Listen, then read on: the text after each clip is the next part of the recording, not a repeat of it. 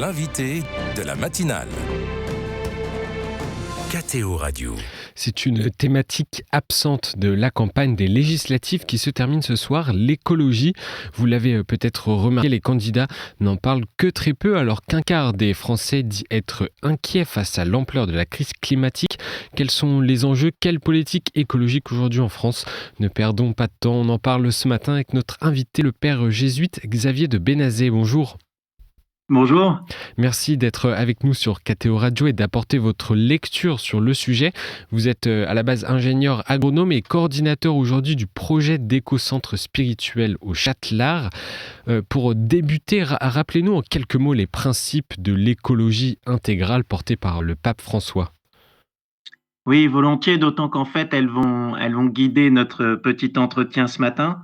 Il y a une manière simple dont les gens ont retenu l'écologie intégrale du pape François, c'est cette expression d'entendre la clameur de la terre et la clameur des pauvres. Le pape disant, voilà, une approche écologique finit toujours par être une approche sociale.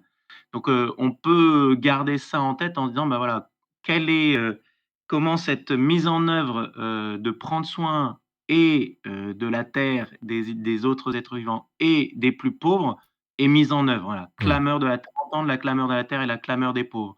Après, je proposerais peut-être une manière un peu plus riche d'élargir la chose.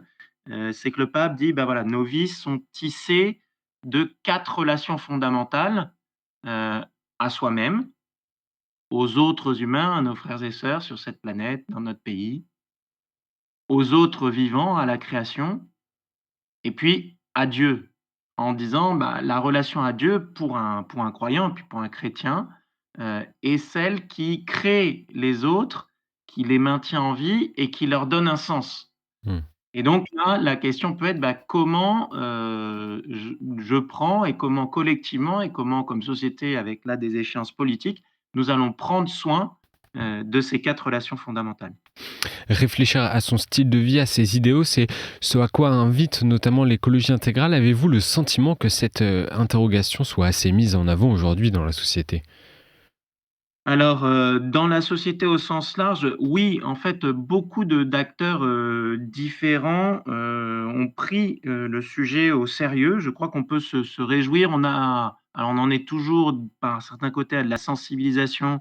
Ça fait 30 ans qu'on sait ce qui arrive et qu'on ne bouge pas, donc il y a moyen de voir le verre à moitié vide, soyons honnêtes. Mais on voit aussi des acteurs économiques, des acteurs sociaux, des acteurs politiques, des acteurs ecclésiaux qui, non seulement, sont sensibilisés, mais commencent à mettre des choses en œuvre et qui ne soient pas seulement un peu de cosmétique, je mets une plante verte dans mon hall, voilà. Donc, là, je crois que la société au sens large, a pris les choses au sérieux, que ce soit, en France et plus largement, je dirais, sur notre, continent européen.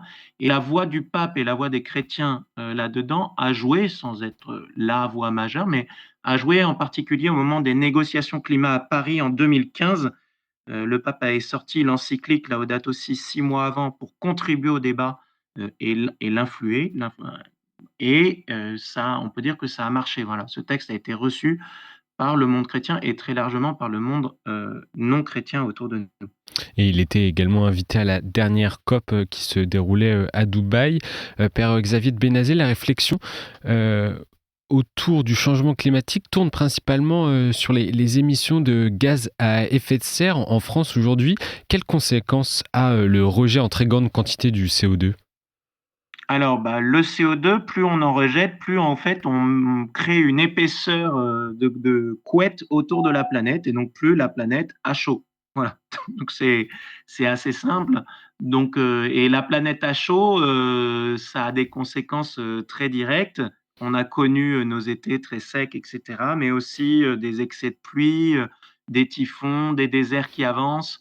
Enfin voilà, c'est une vraie mauvaise nouvelle, pour des millions, voire 1 ou 2 milliards de personnes sur cette planète d'ici 2100 qui vont être obligées de bouger parce que la mer monte, parce que le désert avance, mais aussi pour notre pays, la France et pour notre continent, l'Europe, qui pourrait se croire protégé. Et en fait, on voit bien avec la multiplication des événements climatiques extrêmes que ça nous impacte. Voilà. Mmh. On ne s'en sortira pas en disant: «Oh non, ça ne nous touchera pas nous». La France axe notamment sa lutte contre le dérèglement climatique sur le rejet du CO2. Est-ce pour autant suffisant pour lutter dans la globalité face à l'urgence climatique? Alors, c'est sûr que prendre la question, de la réduction de nos émissions de CO2 au sérieux est une très bonne chose. C'est un bon indicateur et il faut se réjouir. Là encore, on peut voir le verre à moitié plein ou à moitié vide, mais notre pays, et là, il faut vraiment souligner que c'est comme continent européen, c'est comme membre de l'Union européenne, a largement a mis des choses en œuvre. Les réductions d'émissions de CO2 cette année sont à moins 5,8%, ce qui est un bon chiffre. C'est en gros ce qu'il faudrait qu'on fasse tous les ans, même un peu plus. La dernière fois qu'on a fait ça, c'était pendant le Covid, donc c'était quand même moins rigolo.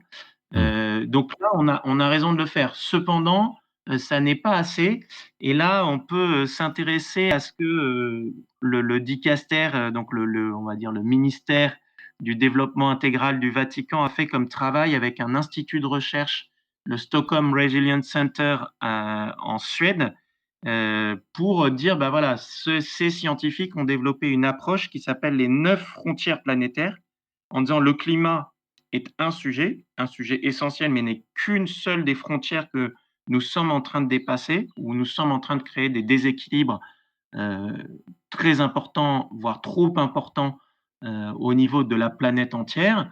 Mais il y en a d'autres que le climat. Il y a la question de la biodiversité, il y a la question de l'eau, il y a la question du changement de l'affectation des sols. Enfin, voilà. Donc, et le Vatican est allé travailler volontairement avec le Stockholm Resilience Center pour se dire, ben, moi, cette approche plus complexe, elle correspond bien à ce que le pape propose, à cette vision relationnelle qui n'est pas monomaniaque sur un sujet.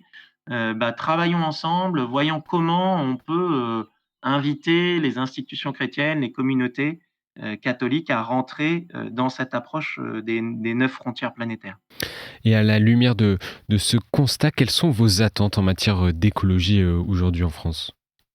Ben, je crois qu'aujourd'hui en France, il faut qu'on poursuive cette politique de décarbonation, donc de réduction de nos émissions de CO2. Et pour ça, ça va passer beaucoup par la question de la manière dont on arrive à fournir l'énergie. Heu, mais ça, je crois que c'est en route. J'espère que ce sera maintenu, dépendant de ceux qui arriveront au pouvoir à l'Assemblée nationale, mais ce sera soutenu par le nouveau Parlement européen. Le problème de ça, en gros, passer de l'énergie noire à l'énergie verte, c'est qu'il y a une manière facile de résoudre le problème en disant: «Je n'ai qu'à changer la couleur de l'énergie». Or, moi, ce que j'attends, c'est qu'on se pose sérieusement la question collectivement, d'une certaine sobriété. C'est-à-dire, il faut non seulement changer la couleur de l'énergie, mais il faut la réduire, enfin réduire la quantité qu'on consomme. Et ça, aujourd'hui, c'est peu abordé. Mmh. Or, et c'est là que ça devient intéressant, se poser la question de réduire cette consommation d'énergie, en plus de changer sa qualité, de réduire la quantité, va nous amener sur clameur de la terre, clameur des pauvres, c'est-à-dire qui doit faire un effort? Comment est-ce qu'on répartit l'effort?